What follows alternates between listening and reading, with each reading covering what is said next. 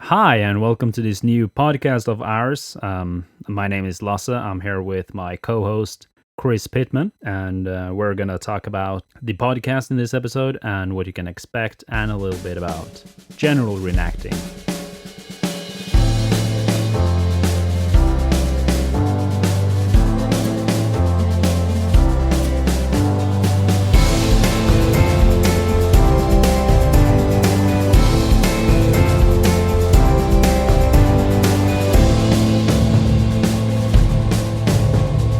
All right, hi, Chris. Hi, Lasse. New podcast about an age-old hobby. I'm really excited about it. This is something that you and I have talked about doing. I don't know, for maybe a year, maybe a little less than a year, but it feels really good to finally be taking the first step towards making this a thing for us. I'm excited about it. Absolutely. So, we are German reenactors. You're in the States, I'm in Europe. We have actually met at a reenactment as well. And this podcast is I would say this podcast is to kind of talk about reenacting as a hobby, reenacting culture, but also everything around it as well. Yeah, I think there are a lot of. Well, first of all, let me just say I love talking about World War II reenacting, and I could talk about it all day, every day. It really is a passion for me. It's a big part of my life. And I really enjoy discussing World War II reenacting with my friends who also reenact and with you, Lasse. And there are certain subjects, a lot of subjects, that I think are kind of easier to talk about than they are to type about. So even though you and I and a lot of reenactors kind of interact mostly on via social media, Facebook, I think it's interesting to try to talk about some of this stuff and maybe do like a little bit of a deeper dive, throw some ideas around, um, think about things a little more, talk about things a little more. And that's something that I hope that we can do with this podcast, is really kind of get into some bigger issues that I think are really interesting. Absolutely. Another part of it is that podcast is kind of another way to consume information instead of typing. It's easier for people to listen to it while driving or commuting to work, home from work to school, all of that sort of stuff. So it opens up another way to consume reenacting information, kind of. I love podcasts. I listen to podcasts every week. My work, I drive like almost an hour each way to and from work, and I certainly enjoy listening to people talk about things that I'm interested in. And I was surprised that there really here I couldn't really find any reenactor specific podcasts really talking about like any era. I would listen to a Civil War reenacting podcast or American Revolutionary War podcast just because I like reenacting. But I haven't really found very much in the way of podcasts. So I think that we are kind of breaking some new ground with this, and I think people will like it. Yeah, I do think that as well, because when I looked around on other podcasts, I kind of just found, what should I say, American Civil War, Revolutionary War podcasts, but they weren't active. They were old, often with bad quality. So I think this will, break some new grounds, as this is World War II reenacting. I couldn't find any podcast about that exclusively, at least. So how often do we want to try to release these episodes for our audience? My plan in making is that this will be once every 2 weeks with one episode. Maybe there will be an extra bonus episode every now and then, but at least expected like every 14th day. That sounds great. We're going to keep it to like an hour. We'll talk about things for an hour. That's the plan. Yeah, we'll talk about various topics every episode, and it'll be more or less 1 hour, 1 hour 15 minutes, 50 minutes, around an hour. Excellent. I could talk about, as I mentioned, I could talk about reenacting for I don't know, 10 hours a day. Never run out of things to talk about. It's a fun thing to talk about. Absolutely, but the thing is, it has to be edited and scheduled and planned out as well. Oh yeah. So, I mean, I could just Well, put a microphone onto your collar and you could just I don't walk know around talking how about World War much II. I don't know how much patience or tolerance our audience has for listening to us talk either. So maybe try Yeah, not to hit them over the head too much at first. Keep it to an hour. See if they can stand that. that is probably a good part. I kind of also want to do what should I say, reports from reenactments, which will be like maybe an hour long, kind of like a reportage from the field. I think that would be kind of nice for audience to listen to as well.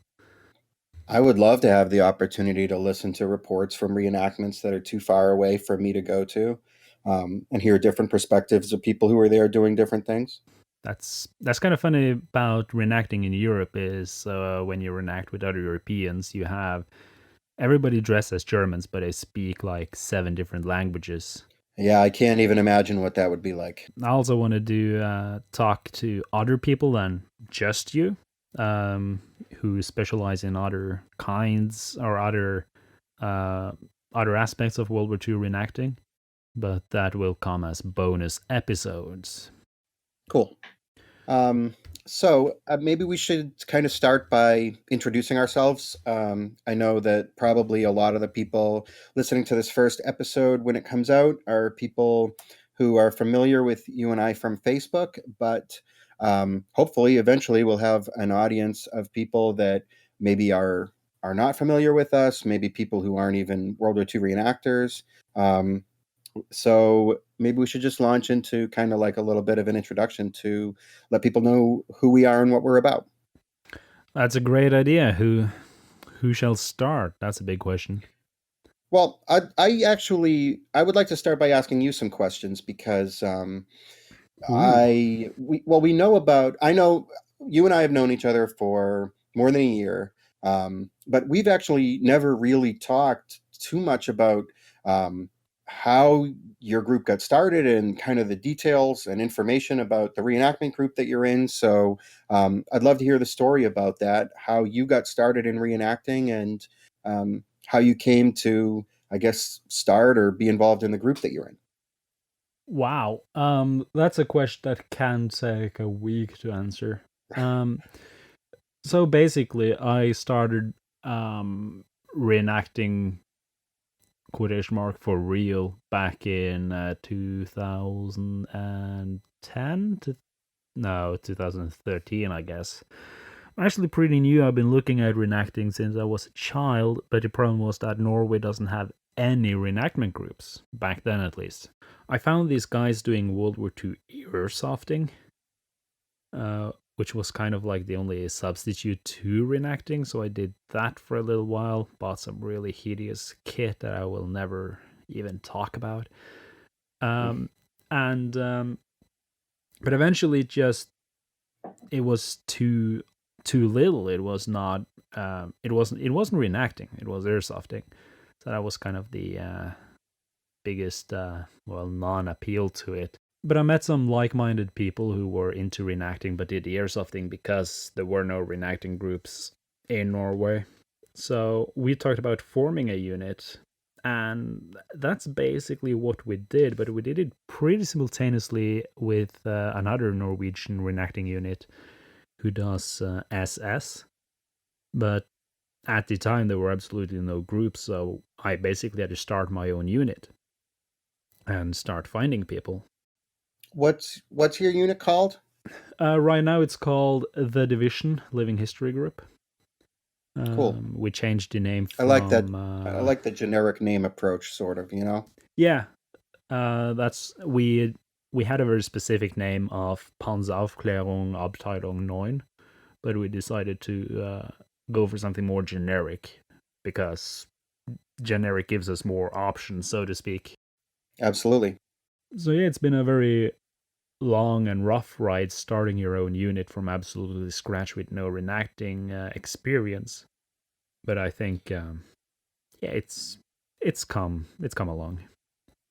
So, have you always lived in Norway? I mean, you're from there, right? You were born there. Yeah, I'm born raised in Norway.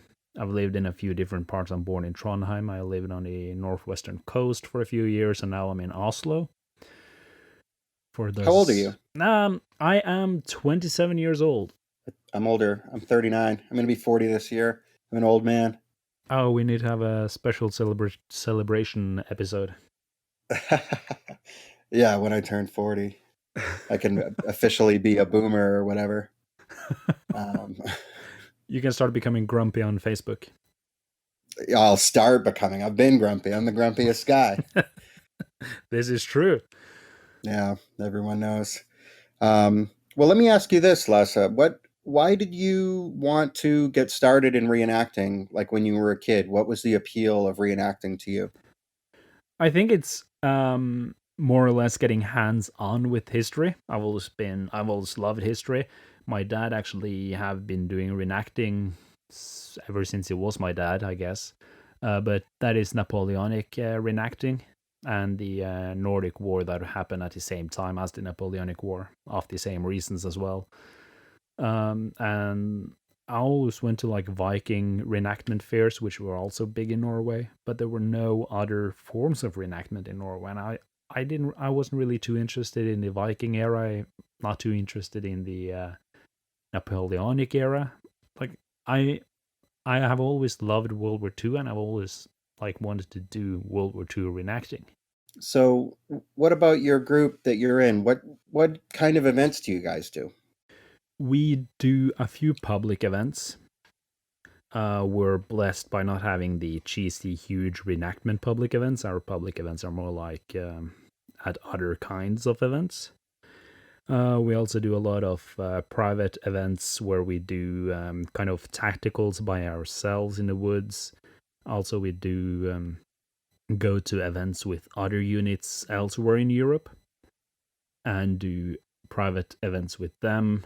Some larger tacticals, kind of, with other groups in further down south in Europe. What's like the furthest that you've ever traveled to go to a reenactment? That was Fort Indianatown Gap in Oh, that's Pennsylvania. right. That was really far. But like, what about your group? How far, like in Europe, where you guys reenact? How far is the furthest that you really normally would go? The furthest we did a public event in Yorkshire in England, but we also did a Wow, very large scale tactical in Normandy, and those are more or less the same distance, I suppose. incredible. We're also going to Belgium later this year to do a repeat of the large scale tactical that we had in Normandy. It's 1.5 years ago. Sounds incredible. I would love to have the opportunity someday to reenact on the actual World War II battlefields where World War II happened. Obviously, here in America, we don't really have that opportunity. There are some historical buildings or military bases or forts. You mentioned Fort Indiantown Gap in Pennsylvania, which is now, I guess, off limits to us for now. Um, but if that had been a base in World War II, and where I live in the northeastern part of America, in New England, there are some coastal fortifications where we've done events where there were various, whether during World War II, there may have been like observation positions there or coastal gun emplacements, looking for German submarines, that kind of thing. But of course, it's different than being in a place where there were actually. So I'm jealous of you guys that you get to do that. Yeah, I mean it is fun, but it also has some what should I say, responsibility to do it well and not fuck it up. Absolutely. Yeah, it must be a very different sort of a feeling. I mean, there's a kind of a different. I guess I would feel it's sort of a different obligation to be portraying people where they were, where they walked, seeing what they saw, and of course, I know that I have to think that in these events like in Normandy, you're encountering local people, some of whom probably saw um, German and American soldiers during those years, during World War II. So, yeah, I guess there's sort of a think that's what I would think. Oh yeah, in Normandy, we met many people who saw Germans. It's always been positive. They're always understanding that we try to keep the history alive, and in my experience, it's always the generation after the generation that fought World War II who's negative to reenacting. Sure. But we also had it's kind of a funny incident in Normandy because we were at our camps and a group of locals came to like check us out. And there was this old French woman who walked up to some of the French reenactors, like they're reenacting Germans, but they are French. And she talked to them, and they started making like funny faces. And after they went, we got to hear what they said. And they said that a woman basically thanked us for coming back, and she hoped that the socialist regime of France would now fall. Yeah, we've had a few things like that. Definitely, there are people who encounter us at reenactments who don't really realize kind of what reenacting is. I mean, I'm sure anyone who's ever done reenacting probably has stories like this where they encountered a spectator who said, okay, well, were you guys really in World War II? Or they think that we're a modern army unit that is dressed up like World War II. And sometimes other people ask us what we had to do to get this like cushy special job assignment in the military, or like other people think we're some kind of a militia and ask us if we all live in the same house. I mean, yeah, there's a lot of people out there who definitely don't really understand the concept. That's weird. Well, it's funny because like sometimes someone will ask a question and it's so clear that they don't understand the concept at all, and everyone will laugh. And when they walk away, you kind of shake your head. But then afterward, I'll think about it and I'll think, maybe we're not getting our message out there enough if it's possible for someone to be confused like this, or maybe there's kind of something that we can learn from this ridiculous question. Like, I'll give you an example. We did an event in New Bedford, Massachusetts, at a coastal fortification, and there was a woman who came and saw our display, and she said, well, were there German troops here during World War II? And the guy that she asked shouted, God, no, this is America, and everybody laughed. But then afterward, I'm kind of thinking, it's like, she's probably walking away thinking, okay, well, if there weren't German troops here during World War II, why are there reenactors here pretending to be German troops? So on some level, I think we maybe need to do a little bit better of a job, some of us at certain events, in kind of establishing a reason why we're here, to say, okay, this was an area where, like, for example, this coastal fortification, maybe some kind of signage to say this was an area that was used during World War II by the American military, and we're going to have some reenactors who are going to be portraying different aspects of the American military during World War II, and also some reenactors who are portraying the enemy soldiers that American troops fought against in other parts of the world. It would be less confusing. Yeah, that's a very good point. It's actually a very good point. We don't have that trouble in Norway because there were German troops all over Norway. Sure. Yeah, it's strange. Like, where I live here in Massachusetts is an area where there were historic battles that happened here. There were Revolutionary War battles, and earlier than that, there were battles against the Indians in King Philip's War, and there are reenactors who portray those things. But there are also reenactors in this area that portray all kinds of history, not just World War II, but there are people portraying Vikings, and there are people portraying um, people from all over the world, different countries, different times. And I think it would be kind of helpful if people out there who were attending reenactments weren't always just exposed to reenactments of things that happened locally to them, but maybe people portraying other historical figures from other times and places as well. Yeah, absolutely. So I wanted to talk a little bit about how I got started in reenacting, which is kind of a funny story and something that I've been thinking about quite a bit lately, and I made some connections because one of the biggest mysteries in my life is why I do this at all. I love reenacting so much. I really enjoy it. I feel compelled to do it. I like everything about it. But I'm not really 100% sure what exactly it is within my brain where pretending to be someone else from a different time is so fun to me. But basically, I've had this interest ever since I was a kid, and it was an interest in interacting with history. I remember when I was really young, I used to go out into the woods behind my house, and I would find old nails and old pieces of pottery and old glass bottles out in the woods. And I would keep these things and study them and try to find out when they were made. And I would kind of have childish fantasies that these broken pieces of plates were maybe hundreds of years old. They probably weren't. And I remember in my elementary school, there was a performer that came who was dressed as Benjamin Franklin, who was one of the founding fathers in America, an important figure from the 18th century.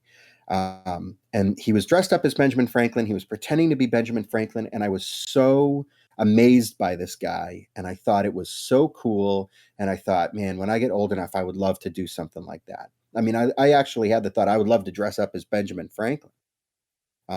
And then I found out about Civil War reenacting, reenacting the American Civil War, which is kind of a popular hobby in America. And I just assumed that someday I would be a Civil War reenactor. But the thing is, I was never really super interested. I mean, I was kind of interested in the Civil War and I was kind of interested in Benjamin Franklin, but I was always really, really interested in World War II. And a lot of the reason for that has to do with my grandfather, who fought with the United States Army in the Pacific. And I'll never forget when I found out that my grandfather had been in World War II, and I was a child, and somebody in my family during a family gathering made a comment to my grandfather about something about when he was in the war. And I looked at him and I said, "Grandpa, you were in a war?" He said, "Well, yeah." I said, "Wow, did you ever kill anybody?" And that's like what a kid would say. And my grandfather, who was the most kind, gentle man, he said, "Well, Chris, it was either him or me." And I was like, wow. I mean, I never could have imagined that my grandfather, this extremely nice guy, could have not only been in a war, but like maybe killed somebody. And from that day on, I would pester him any moment that I could, any free time that we had. I would ask him detailed questions about his experience in World War II. And I remember one time I even apologized to him. I said, "Look, Grandpa, I'm sorry that I asked so many questions about this. I just think it's so interesting." And he kind of laughed and he said, "Well, Chris, when I was in World War II doing it, it was interesting to me too." So he was happy to talk about it. Well, that's And good because many veterans or like people who experienced World War II aren't necessarily too eager to speak about it. yeah, there's I've known I've known a lot of veterans in my life, and everybody's different. And like my grandfather, he told me that he felt like it was just the patriotic thing to do was to go out there and kill some Japs. And he said that he was never really too frightened or worried in World War II because he just believed that the bullet with his name on it hadn't been made yet. And he saw some horrible things and maybe did some horrible things during the war years, but um, I think he just kind of didn't think too hard about it, right? Like he had actually signed up for the United States Army in 1940 with a friend because my grandfather's life growing up during the Depression was very hard. His father wasn't really in the picture. He lived in poverty. Dinner was a can of beans every day, and he had to cut down a tree every day on the way home from school so that there could be firewood so that they could heat their home, which it wasn't very heated. There was snow under his bed all winter long, every winter. And so in 1940, he and his friend were like, maybe we've had enough of trying to work these difficult jobs, depression era. The depression was ending at that time or was over, and so they joined the army. And then the next year, World War II started, and they wound up uh, going off and serving in the Pacific. But certainly, I have met a lot of other veterans who were really reluctant to talk about it. I guess it's just everybody's different. Um, but I was really grateful. And I do feel lucky that my grandfather was willing to share so many stories with me. And he gave me some souvenirs that he took from Japanese soldiers. And that was like the beginning of my collection of World War II stuff. I mean, from that day on, it was just, I wanted anything I could get my hands on that was related to World War II. I would try to get it. I used That's to. really cool. I had a job for a little while working at an antique store when I was like 13 years old, and instead of getting paid in money, the woman who owned the antique store would give me World War II things like jackets and hats, or a canteen, a mess kit, that came through the shop. Um, That's really cool. and Um, because you're a big time collector now, aren't you? Well, I don't know. I certainly have a lot of stuff, but I don't know. The line between being a collector and being a hoarder is a fine line, and I gotta every time I buy something, I promise myself, all right, this is gonna be it. I'm not buying any more stuff. I'm done. No more. And then that never lasts. Yeah, just as we started talking before I hit record, you actually mentioned that you bought yet another typewriter. Yeah, I have typewriters are kind of a subset of my collection. I think they're really interesting. I like using typewriters. I use them for reenacting, and I also use them for other things in my life. And I like office supplies, all kinds of office supplies I like. Um, and so yeah, I did buy another typewriter. I actually bought a bunch of stuff last week. It's a disaster. I don't, Is it really a disaster though? well, I don't have the space. I so to like collecting and reenacting are kind of two different things, and I really strongly believe that it's possible for somebody to be a great reenactor without themselves having any real firsthand experience handling original material. I think it's enough to um, like when you put your kit together, there's enough information just on the internet for you to look and think, okay, well, this looks right and this doesn't look right. So I'm going to get this thing that looks right. And of course, I always tell people that they should join a reenactment group because there will be other people in the group who have been studying this stuff for a greater or a lesser time who could give some input on that stuff. But I kind of use my collection like a reference library a lot, where um, I'll be thinking about something in a reenactment context, something that I can use, um, and then I'll look at some original examples and think, okay, what makes sense? How is this thing used? Or like just looking at it's, for instance, like eating utensils. What kind of eating utensils are common on the collector market? What is typical for eating utensils from World War II? Are there maybe some attributed groupings of things maybe brought back from American soldiers that might contain German eating utensils? And what kind of eating utensils did American soldiers take from Germans and things like that? Where kind of handling the stuff, or even just being aware of what's out there, what's common, what's typical, it can kind of inform making choices for a reenactment impression. Yeah, absolutely. You really have to study a lot of shit when you start reenacting. The learning curve for people who start reenacting is very steep, because there's so much. I mean, you let's for a moment just even forget about the historical aspect of it, and the material culture aspect of it. And it's just like, how do you reenact? Like, who's in charge? Who are the people that are in the reenactment unit? Who are the people in the reenactment scene? What other kinds of units are out there? What kind of events do you do? How do you do those events? Or just the super simple things, like in a tactical, if you shoot at somebody, how do you know if you've been shot? What do you do if you shoot at somebody and they don't know that they got shot, or stuff like that? That's like the number one question we get. Oh, how do you know if you've been shot? Yeah. It's all you, in my opinion, you kind of go through like a sort of a cycle as a reenactor becomes more like experienced in reenacting, where um, at first you you don't really know that you've been shot, and then you kind of like get to know things a little bit more and get used to the feeling of people shooting blanks at you a little bit, and now you know that you've been shot, and you're upset about it. And then after a few more events, maybe you know that you've been shot and you don't really care as much. And then at some point, you just kind of want to get shot, eventually. So Mondays, am I right? I remember in my unit, we definitely stress playing fair in the tactical and taking hits.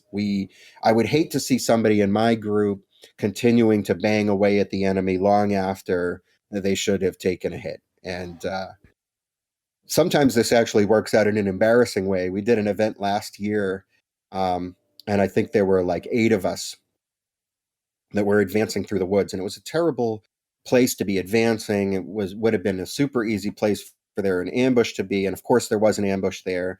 And 3 shots ring out, and 8 of us fell down. Well, in the heat of the moment, it's not always easy to, like, yeah, just 3 shots, 3 of us get down. Well, what I do and what I tell people to do is if you see a muzzle flash, if you hear the report of a weapon and you see a muzzle flash and it's in your direction, and you didn't see that guy before he fired and you were surprised by it, then he's probably shooting at you and you should take a hit. Yeah. But unfortunately, you've got some people who have like an opposite idea where, the shot rings out, they're surprised by it. And then the first thing they do is look around, and then they see the person who just shot at them, who they hadn't seen. And then, of course, their immediate response is to shoot back at them. And it's like, well, no, I got you first. And it can be kind of silly. Yeah, certainly fights can occur in the reenactment battle. The classic, I shot you. No, you didn't. We used to do so I used to be in a different reenactment group before I was in the group that I'm in now. And we used to host an event in Massachusetts, and we had judges. And if anybody on either side actually shouted, I got you, we would subtract points from that side. At the end of the battle, the judges would tally up all of these points, and we would determine like a winner or a loser. It was kind of like a game aspect of it, in addition to being a reenactment. And shouting "I got you" could cause you to lose so many points that you could lose the whole battle for your side. I mean, nobody wants to hear that. That's actually clever. I was actually surprised during the battle at Gap that there were actually judges there, because it's the first time in a reenactment I've actually seen judges. Because we don't do that in, at least on the events I've attended. Well, of the events that I go to, there's not always a judge. There's not always judges, but I think it's really helpful. I've actually been a judge at events before, and it's really kind of interesting when you get called over, and someone will point and say, "Hey, do you see that enemy guy over there or that machine gun position?" Well, we've been shooting at them for 10 minutes, and they haven't reacted. And then, so you as the judge kind of have to go run through no man's land, run into the enemy position, and say, "Hey guys, I'm sorry to tell you this, but there's a German squad over there on the other side of the ridge, and they've been shooting at you for 10 minutes. You guys are all dead." And it's kind of interesting because every time that I was in a situation like that, the people who were getting shot, they were totally shocked. They were like, "Oh, really? Someone's been shooting at us? I had no idea." And it's not really a matter of that they're being jerks and refusing to take hits. It wasn't anything like that at all. It was they just really didn't realize, because maybe the way that the acoustics of this particular battle, how it was, or how many different people were shooting, or they were just paying attention in a different direction, and they just weren't aware of it. And that's kind of an interesting thing, kind of as one of the things that you can learn in a takeaway is like, how many guys were killed or wiped out by an enemy unit that they had no idea was even there. Yeah, it's actually a pretty good point, because like, people don't want to be jerks, but sometimes you just don't realize that you're actually getting hammered. Well, there's definitely some jerks, right? And that's on both sides at reenactments I do, especially when we fight against the Americans. You've got some people who feel like America won World War II, so they're not going to take it. And there are Germans who do it too. They just don't want to play fair. They don't want to take a hit because they just don't want to, so they're not going to. And they don't care if you're blasting away at them with a machine gun. They're just going to keep shooting. Um, but I a long time ago, I told myself, Chris, you're shooting blanks at people, and they're not dying, and that's normal. And you shouldn't let that upset you. Oh, that is very true. It would be kind of stupid if they actually died as you shot at them. Right. It's kind of like a reality check. It's like, okay, you just can't be mad at this guy because you shot him with a blanket. Die. It's like just move on and turn the other way and go some other way. Yeah, Do something different. I feel kind of lucky that I haven't really experienced any jerks who don't take their hits during reenactments. I'm kind of proud of my guys because they are always good at taking hits. Maybe not as good as you say with 3 shots killing 8 of your guys. There's some aspects about tacticals that are very realistic, and there are some aspects of tacticals that are not realistic at all. And there are a lot of limitations about recreating a World War II battle. There's generally no artillery. There's no air support. Oftentimes, there's no support weapons of any kind. And so you're also kind of limited by the terrain of the reenactment. Certain event sites are more conducive to certain types of events than others. But look, the last tactical that my unit did, we we got there on Friday. We did some camp tasks, some night patrols and stuff in the evening, and then on Saturday it was time to face off against the Soviets. Well, the Soviets on the previous weekend, without anybody knowing, had built trenches at the top of a hill on this site. And the site kind of is a hill in the sense that this hill not only dominates the battlefield, it is the battlefield. And right at the top of it, now there are these trenches that are filled with Soviets. And so we on the German side, when we marched out from formation that morning to go attack the Soviets, I mean, we were in sight of them from the moment that we left our tents as we kind of marched out to where this battle was going to be. And so the Soviets could just watch us getting closer and closer. And now we have to go uphill into these prepared entrenchment positions.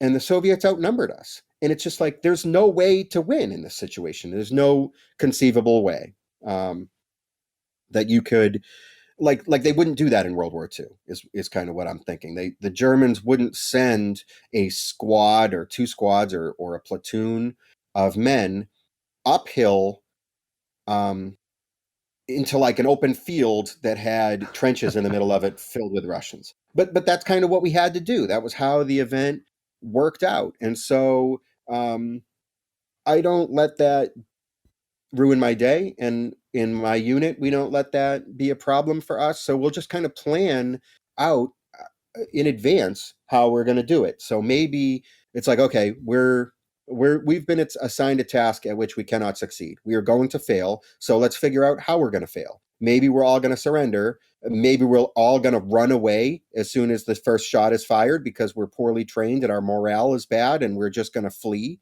Or maybe we're all going to die. It will, and so the fighting, the shooting starts and everybody dies. So and those are things that we do, and that's okay. It's maybe not. It's not about winning or losing. And if you can get rid of the idea that winning or losing is important, then it can be a lot more fun.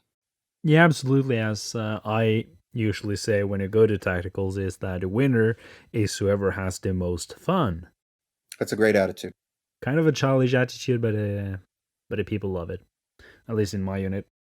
I see people get burned out because they're upset about the tactical because the other side didn't take hit, Or like the situation that I just described. They're like, man, why did they send us up that hill? You know what? That was crazy. That was stupid. And it's like, I don't know. It was kind of fun. You know, it's kind of, if you can just think, okay, well, look, it's kind of cool when you're sort of creeping up the hill and then you catch a glimpse of some earthworks and some shooting happens. And it's like, okay, we're going to start and try again from a different spot. Um, that can be fun, and it doesn't matter that you didn't take the trench in the end. It can't be about, because you can't, not because it's not real, you know, and you just can't lose sight of the fact that it's not real. Yeah, that is also very important to remember that you're actually not in a war and you have limitations to both equipment and men as well as area. I take reenactment pretty seriously. I really try to do it right, um, but that doesn't extend to taking a tactical so seriously that I think that I'm really in a battle, or that I think that I'm really going to destroy this enemy, or that my life depends on achieving a mission that is given to me by some other reenactment unit commander. You just can't. That's people who get too wrapped up in the tactical aspect of it. I think they get burned out a lot of the time, because it just can't be. I mean, I'll be honest, in my personal opinion, and I know other people would countersignal this and push back on it, I really don't think that World War II battles can be authentically recreated because of the scale of these battles and the ranges at which these battles took place, you know, where you had the two sides shooting at each other at the ranges of what these rifles and machine guns are kind of intended for. Um, in a lot of situations, I think you could barely even make out individual enemy on the other side, the people that you were shooting at. Whereas in World War II reenacting, if you're shooting at people at that distance, they're not going to take a hit because they're not going to even know that you're shooting at them. So you really have to wait until they're very close, so that you can kind of almost make eye contact with individual people most of the time, and kind of shoot and look at them, and they realize, oh, he got me.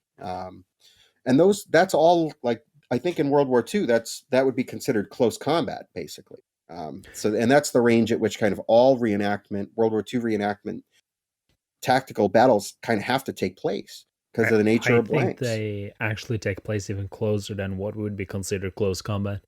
I do believe the Germans for the close combat class, they said like if the enemy is closer than 400 meters, it's basically qualifying for that.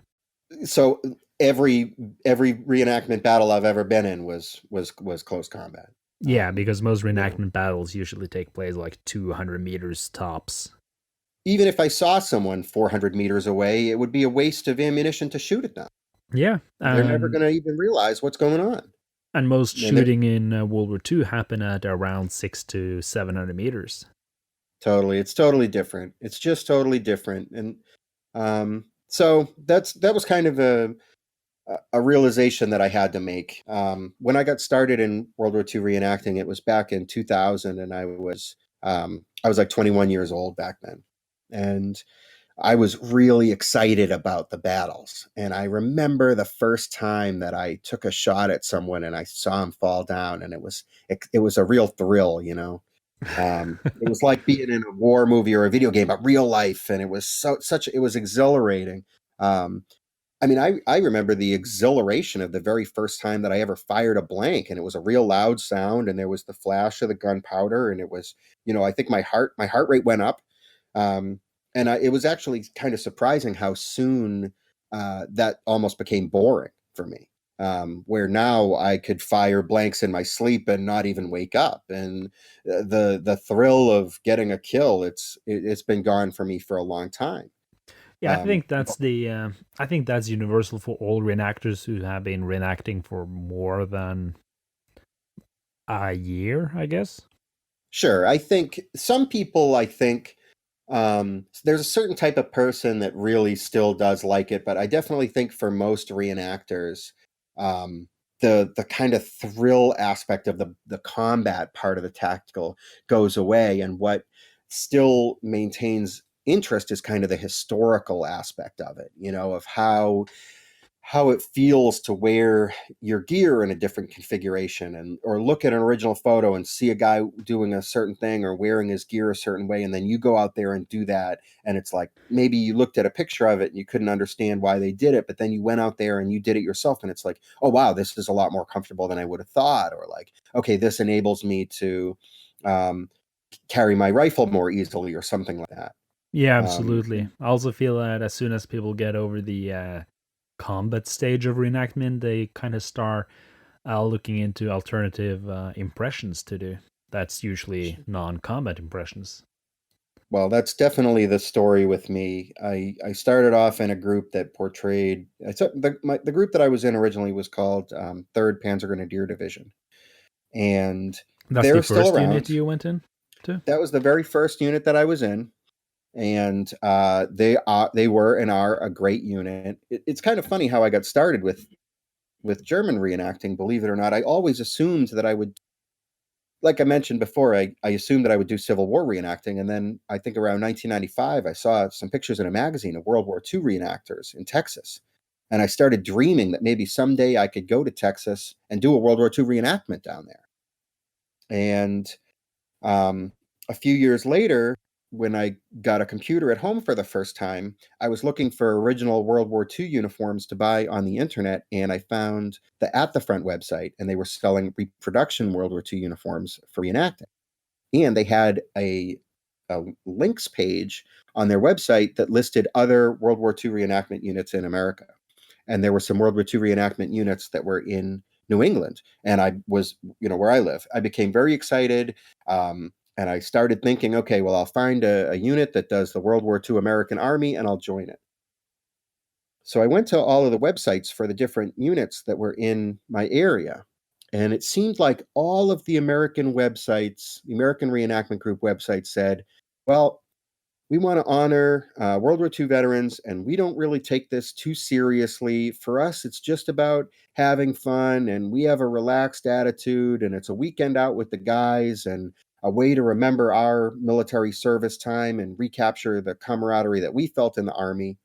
And then there was one German group where on their website it said, we have a hardcore attitude towards authenticity. We are trying to make this as real as possible, and we will like stop at nothing in our attempt to make this extremely real. And I sent them an email right away, and I said I want, because to me never having done it before, it just didn't make any sense to spend the money to buy all of this stuff only to then not try as hard as you can to make it as real as it can be. And the only local group to me that had an attitude that appealed to me that way was a German group, and that's why I picked doing World War II German. If there had been an American group that said the same things, I would have done an American impression. That's actually crazy to think about. I can't imagine you in a GI uniform. I have put so much time into researching the German army of World War II since I started reenacting. I can't imagine. I feel like my life in some ways would have been different if I hadn't felt driven to learn so much about this other culture that requires being familiar with another language, different food, different customs. I really like that about portraying a soldier of a different nationality. It's a lot harder, and the fact that it's harder, I think, attracts people who are into that challenge. And Absolutely. so, yeah, it's not to disparage people who do Americans who do American impressions, because I think people reenact for all kinds of different reasons. And like I say, I would have done an American impression if there had been a unit local to me that did it the way that I thought that I wanted to do it. But there is something about to me, and of course, I'm biased. But to me, the German side of World War II reenacting at the events that I've gone to has like always been a little bit more realistic. There's a little bit more effort that goes into it, a little bit more thought out, a little bit more organized. And I like that about it. Yeah, absolutely. But then again, you got Europeans reenacting Americans, and that's another culture. So maybe people who choose to reenact another another nation kind of puts more effort to it automatically. Well, I mean, it's kind of interesting to think, right? Like if you look, like I've seen, I know that there are some really great World War II German reenactors who are Germans living in Germany. I know that there are some good ones. And I also know that there are some World War II German reenactors living in Germany who are not as good, whose authenticity level isn't very high. And it's kind of strange to me because they have, I think, those people living in Germany have access to a lot of materials and information and places and things that I don't have access to. Where if I had that stuff, I would be doing a better job myself. And they have access to it, and I think some of those people aren't doing that good of a job. But maybe it just boils down to if it's easy, if everything is in a language that you know, and all the slang terms and everything are things that you grew up with. Well, maybe I don't know. Maybe it has to be hard to inspire people to go the extra mile to make it that much more real. Yeah, I think that's a big point of it. But so, what happened to you after was it the third Panzer Grenadiers? Well, I was in that unit for like 15 years, and what happened was I was really lucky to have some really strong mentors in that unit and some people that probably have forgotten more about World War II reenacting than I'll ever know about, who were able to teach me and show me the ropes. One of those people was the commander of the group. His name was Paul Mita, and he and I used to travel to events together. And we would travel to events that were up to 10 hours away. So it was a lot of time in the car talking about World War II. And he had a very clear vision about what he wanted our reenactment group to be. He wanted us to be a motorized grenadier platoon and have 3 squads with 3 trucks. And maybe some support weapons. Sometimes we had like a couple of anti-tank cannons that we used in certain situations. Um, and I was 100% on board with his vision. And I was excited to be a part of making that vision become real. But one day, after I'd been reenacting with him for about 12 years, he made an announcement that he felt like it was time for him to step back and transition out of reenacting, or transition out of being the leader of 3rd Panzer Grenadier Division. So that came as a real shock. And there was a lot of discussion afterward about how things were going to be and who was going to be in charge. And unfortunately, because of a lot of reasons, it's kind of a long story, but the bottom line was there really wasn't anybody to say exactly how things were going to be. There wasn't anybody who had a crystal clear vision like what our old unit commander used to have. And so people had competing visions, and there was no one who could say, okay, this is the vision that we're going with, and this is a vision that we're going to ignore. So it was just kind of like, I don't know, too many chiefs and not enough Indians, people going in different directions. And frankly, that didn't work. And now, meanwhile, I was discussing an idea that I had for what our unit could be. And there were a bunch of people who thought that it was a fantastic idea. And there were a lot of people, probably more people, who thought it was a terrible idea. And eventually, I just thought, I've got an idea about what a reenactment unit could be, and I've got some friends who agree with me. And maybe instead of beating my head against the wall and turning this unit into something that it's not and that it can't ever be, I'll just leave and start my own unit. So a few other people from my group and I began to talk about doing our own thing. And it was about 5 years ago now that we actually decided, you know what, let's do it. And so we left and we formed a different unit that is called Sicherungsregiment 195. And that's the unit that I'm in now. I'm the unit commander.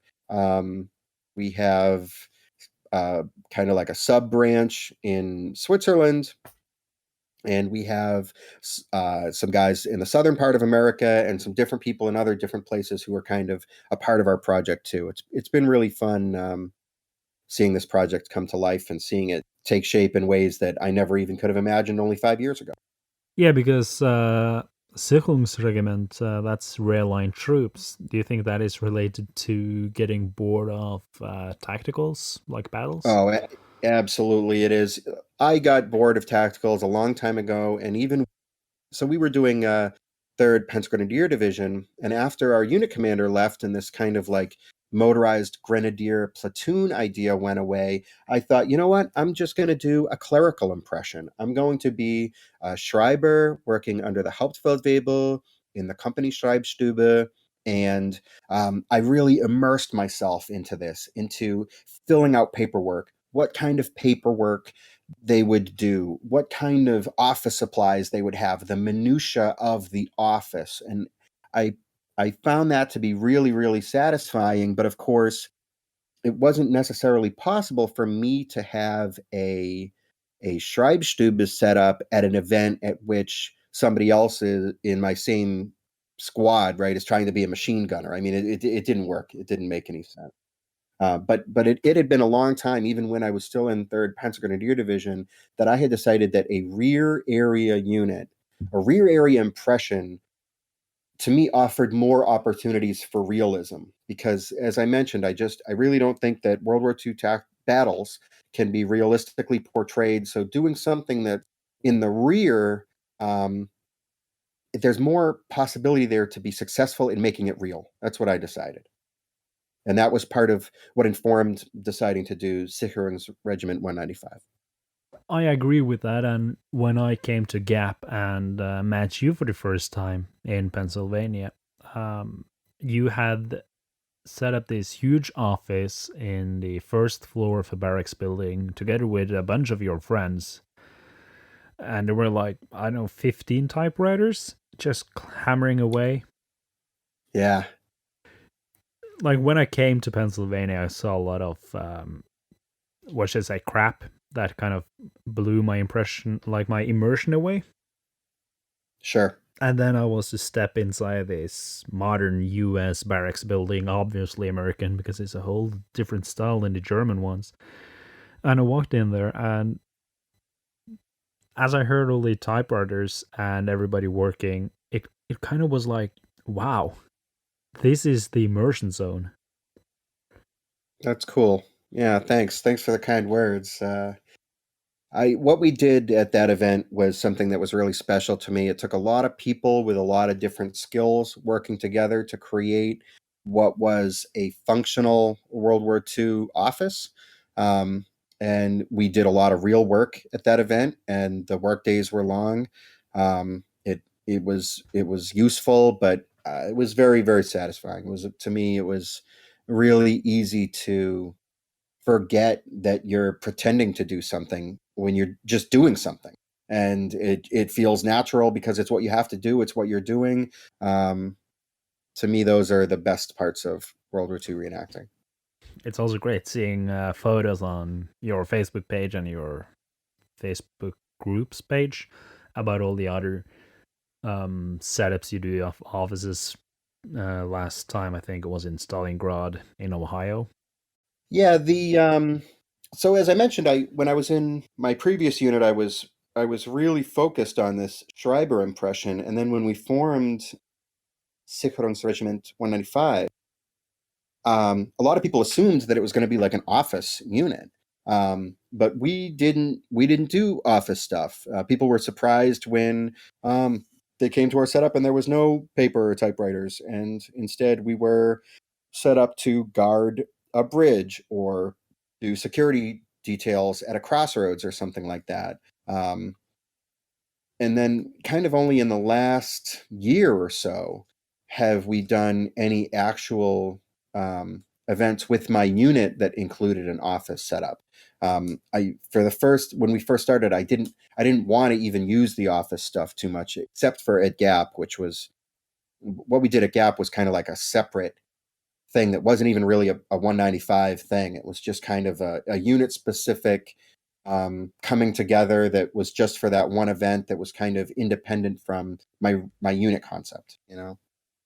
Yeah, absolutely, because Sicherungsregiment is kind of like a rare line, as its name is, like security regiment. these were these were people who were they were tasked with basically being garrison troops in vast sections of occupied territories that were often very thinly occupied by the Germans. I mean, it's crazy to look at some of the details about um, some of these units, especially on the Eastern Front, and how much terrain they had to occupy and how few men they had to do it with. And that was part of our decision process when we were looking at doing it. We thought, all right, so we've got four guys, and we've got Zeltbanen for tents, and we have rifles and no machine gun. So is there something that we could do with only four people and with only rifles and with no vehicles that would be realistic? And of course, being in an infantry regiment, you would have vehicles, or you would have 10 guys in a machine gun, or you would be acting as part of a Zug with 30 men or something like that.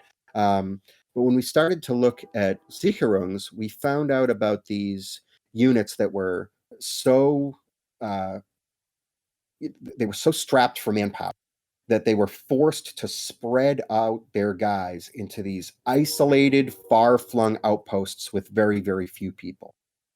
And the more we read about accounts of what it was like in these outposts, it was like, this is a situation where you could have had a small self-bond tent with four men with just rifles and no other units around, no other Germans around, and that's how it would have been for them. And that's was something that we could do that could be realistic. And that was like we were like, all right, this is who we are, and this is what we can be. This is what we're going to do. Yeah, I mean it's kind of like the perfect thing for perfect impression for being a few guys, as you say. So yeah, I kind of like it. I think it's one of the very few rare area garrison troops in the world as well. When we started doing it, there was no other Kurung unit out there. And since we've been doing it, there have been a few that have cropped up, and I'm very excited about because that was kind of always one of the things that I wanted to do with it. I wanted to, I had an idea, and I wanted to show people that this was an idea that could work, and this was an idea that could be fun and feel real. And I think that that's something that we've gotten out there, and I'm happy for that. I really like reenacting, and I really want there to be a view of reenacting that can have all kinds of people and all kinds of different units. Um, I think that infantry impressions that are well done are really, really cool, impressive, but not everybody can do that convincingly. Not everybody can be in a group that has enough people to do that convincingly. Not everybody is fit enough or young enough, even, right? But there are other types of things, other types of units that people can do that they can do it in a way that is very convincing and that to me can be equally impressive. And I like the idea of events, not every event, of course, but I like the idea that there could be events that could include a wide range of different impression types and people doing different things, all coming together to create something that feels real for everybody. And I do certainly hope that more events like that can occur. And the other side, though, is what does the future hold for reenacting? Is it getting bigger? Is it getting smaller? And of course, the answer to that depends in part on where you live and what kind of events that you do. But for me, um, part of my plan for the future is going to be doing some smaller events um, that maybe are only four guys. And how can we do those in a way that is realistic and fun and does justice to history and where I can learn something, we can learn something. So I think that it's good for people to kind of think about it that way and think, well, what's stopping me from going out there on a weekend with two of my friends or one other person and putting on the gear and living the life and maybe doing some experimental archaeology and learning more about a skill that people in those days had. I think there can be value in those kind of events too. Absolutely, we do lots of events since we're we often reenact just by ourselves. We do have some experience in being less than 10 guys in a realistic setting. outside for a weekend. And I think we have to do a separate episode on that subject. Yeah, I would love to do a deep dive on those kind of events because um, my unit does events like that as well, and people do reach out to me, and they ask sometimes basic. Sometimes people will reach out and they'll say, "What does my unit have to do to get invited to events like that?" And it's like, we don't get invited. We created this event out of nothing, um, and you could do it too. And I think people who haven't done those kind of events, maybe it seems challenging to figure out the logistics of doing it, but I think it's easier than it looks. I think it can be really easy, and I would love to discuss some tricks and ways that we've found to do immersion events with just us on our own terms. I think many people are kind of overcomplicating stuff too because they want everything to be too perfect. I mean, it's to me part of the thing, and this maybe even is a little bit of a separate subject, but if the guys in your group are all on the same page about what they want and how to do that, then you almost don't even have to plan. You could just say, okay, this is the uniform we're going to wear. Show up and make the most bare bones plan. We're going to set up a Zeltbahn and do observation, and then just allow the event to unfold. And some of my favorite events that I've ever done were like that. I mean, there's no limit to how much fun you can make on your own terms. A lot of times, the most fun things about these events are things that were a surprise that you didn't expect and that you could never have planned for anyway. Yeah, that is true. So, That is very true. Um, but if you don't put your uniform on and get out there, you'll never know.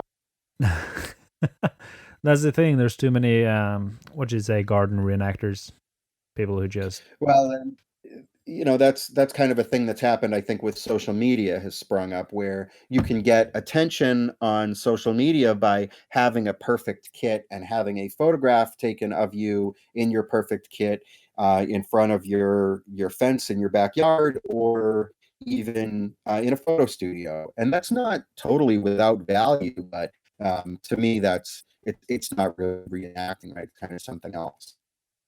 I mean, look, I'm not gonna lie. I've absolutely taken pictures of myself in my backyard, um, for one reason or another, some specific thing that I was doing, but I don't regard that as a reenactment. It's not a substitute for me for actually getting out there with my crew, setting up our zone, and doing our thing. yeah. So, Chris, you haven't really touched on to what kind of reenacting your unit specifically does. Well, my unit is a project that is kind of evolving all the time. And when we first got started, we had an idea about portraying field-based rear area security troops and how we were going to make that work in a realistic way at every different type of event that we did. And it wasn't always a success. The first times that we did this at a tactical, it was kind of a big question mark, like what's going to happen when the shooting starts and we're kind of in a different part of the property guarding a bridge. And we didn't know if that was going to work, but it worked out great.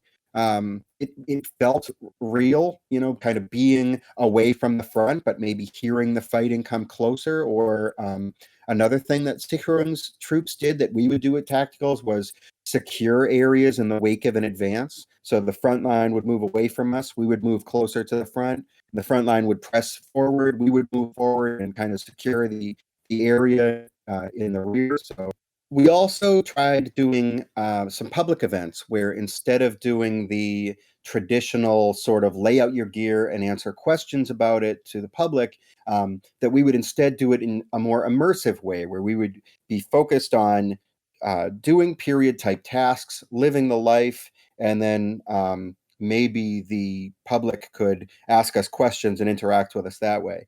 Um, and that actually was a failure for us because I think we looked standoffish to the public by not sort of sitting at a table or at some kind of display and instead just doing something. I think it looked to the public like we didn't want to talk to them. And I mean, maybe sometimes we didn't want to talk to them. So that was maybe doomed to fail from the start. So we don't do a lot of public events now. We do very few.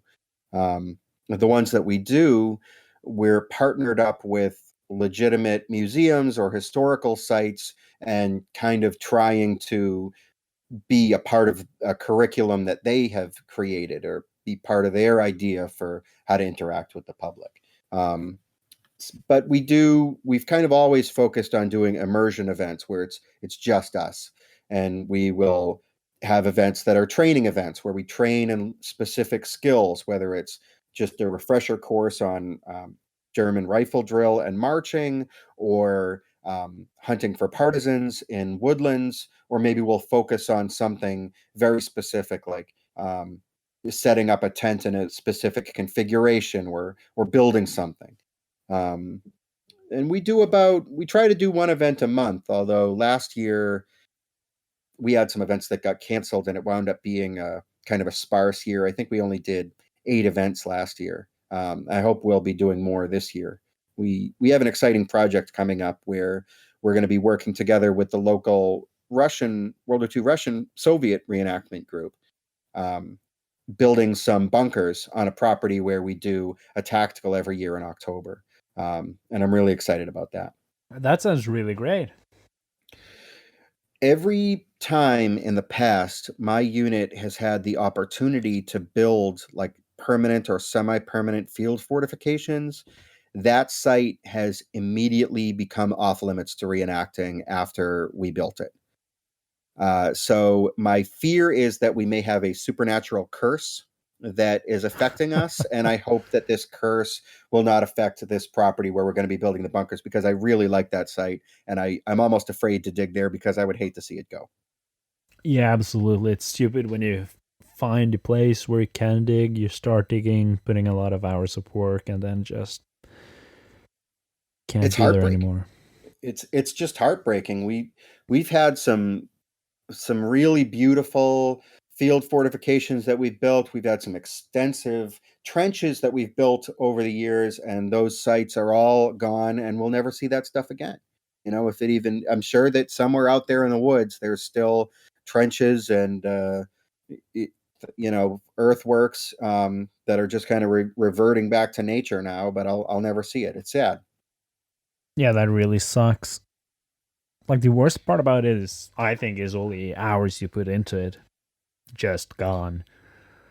I mean, it's easy to say, okay, well, look, we're just not going to have any expectations of this, and maybe the fun is building it and not so much being able to use it later. But the reality is, the fun is using it later, and I mean, digging is hard work. Yeah, you can lie to yourself that way. Yeah. Um, so my question then is, you touched somewhat on this subject, but where does your unit reenact?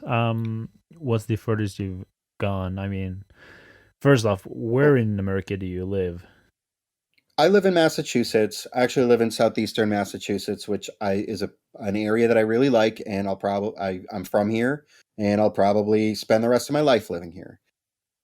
The people in my unit live, um, I guess, up to like maybe a couple of hours away, or there's a few people who live maybe up to like 6 hours away.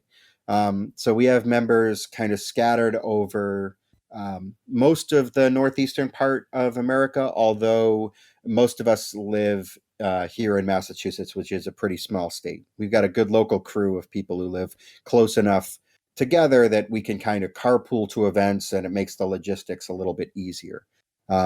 But we do events all over this area, New England. All of the major events that happen in our region we go to, with the exception of some big public displays that we stay away from.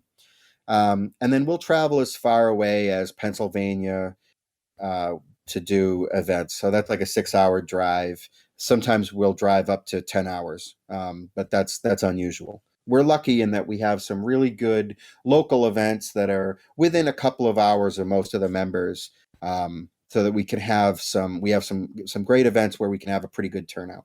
I wish we had more people that lived closer. We've got some really serious reenactors in our crew who unfortunately live so far away that it makes it hard for them to attend something that might be an event that is only one overnight and part of a day. Not every event can be 3 or 4 days long. Um, but it's when you really think about what it takes to reenact World War II or to be a World War II reenactor, and especially the people who would want to portray a field-based rear area unit like what we do. I mean, we're lucky to have anybody at all, honestly. I mean, we got the member that lives furthest away from us is like a 9 hour drive away, and he Yeah, that's far. obviously can't come to every event, and we don't really expect him to either. But then again, we have two groups in Sweden and Denmark who we do a lot of events together with, and I mean, like the furthest Copenhagen, just outside of Copenhagen in Denmark, that's like a 9 hour drive. We try to, That's far. yeah, we try to reenact with them a few times a year. The ones in Sweden are actually, some of them are actually closer than other events we do in Norway, Wow. for me at Yeah, least. I like to go to different events in different places. There are certain events, local events, that I go to every year. And then there are other events where maybe I would travel a greater distance to go to an event, knowing that I'm probably just going to go there just one time. And I love to be able to interact with people that I know from discussions on Facebook, or or I know, even if I just know about their unit, and then to see that in person, I get a lot of inspiration from that kind of thing. Actually seeing other units and how they do things. Um, so that's kind of a little bit of a struggle for me, because there's part of me has this impulse where it's just like, um, I can plan events that are just for my unit, where I'm doing exactly what I want to do with a small crew of people who are the exact people that I want to work on this project with. And part of me feels like, okay, well, I could just do that, right? I don't have to travel to events if I can do events that feel realistic to me and that are really fun to me with three good friends who are exactly on the same page and want to do the exact same thing. But then there is another part of me that realizes that World War II reenacting is like a big hobby, and there's a lot of people who do it all over the world. And maybe it's really cool to travel, get outside of my comfort zone. And maybe if I go to an event and see how another unit is doing things, that I can learn from that. I can be inspired from that. And so I do that kind of stuff. We do that. Yeah, absolutely. I think for me, a big part of the hobby is actually getting out and see other people in different places and go to new places I wouldn't really find myself in if it wasn't for the hobby. That is possibly the thing that I love about World War II reenacting the most, is that I'm like, going to these weird places that I never ever would have gone to, cities and towns that I never even heard of or would have heard of, and then sleeping overnight at some historic site that is an opportunity that few people have, or um, the things that we've done in forts and military bases and things like that. It's or just private property that I would have never had access to. Um, it's really cool. You get some really really cool, really unique opportunities. Riding on a tank out there in the middle of nowhere somewhere, something Yeah. Well, I think on those wise words we can wrap up the episode. cool. I think we kind of went overtime anyways. Well, so it's a little bit of a bonus, but like I say, I could continue to talk about this for hours. So I'm sure that we'll have some great episodes to come. Yeah, I'm sure we won't get we wow, English. Well, maybe we should point out here that due to the time difference and work schedules, I am doing this at a normal time, and for you, it is like the wee hours of the morning. Well, here it is 50 minutes past 2 in the morning. So late nights with Lasse. It's not late anymore for me. It's early now. No, yeah. Thanks for listening, and till next time, see you in the field. Yeah, see you in the field. Goodbye. Bye. And this is me, Lasse, again, popping in real quick before we actually finish the episode for good. I just want to say thank you for listening to the episode. If you enjoyed what you hear, it would help us tremendously if you gave us a good review on wherever you listen to the podcast. Download things to get your statistics up. It will help us getting up forward in the podcast world, and it would help us great. So, outro.